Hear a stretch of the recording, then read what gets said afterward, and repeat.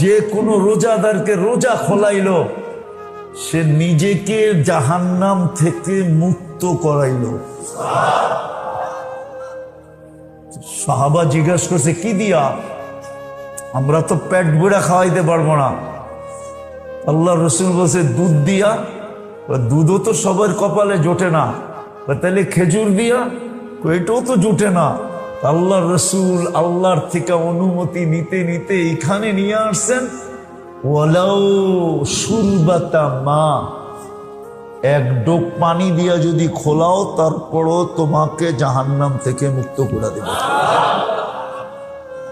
কিন্তু আজকে যদি মাসির মাথা পরিমাণও চোখের পানি, আল্লাহর ভয়ে, দুজগের ভয়ে, আখেরাতের ভয়ে, কবরের ভয়ে, কিয়ামতের মাঠের ভয়ে, হিসাব কিতাবের ভয়ে যদি মাসির মাথা পরিমাণও নির্জনে বৈশা যদি উদিত করে দিতে পারল, তো এই চক্ষু জাহান্নামের উপরে হারাম। দুজগ নিবা গেল,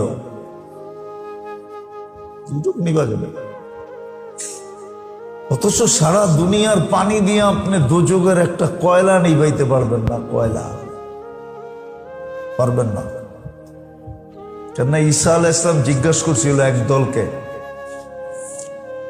যে সিজ্জিনের একটা কয়লা কিরম বড়? সিজ্জিনের একটা, সিজ্জিন একটা দুজক। জিজ্ঞাসা করছিলেন এটা কত বড়?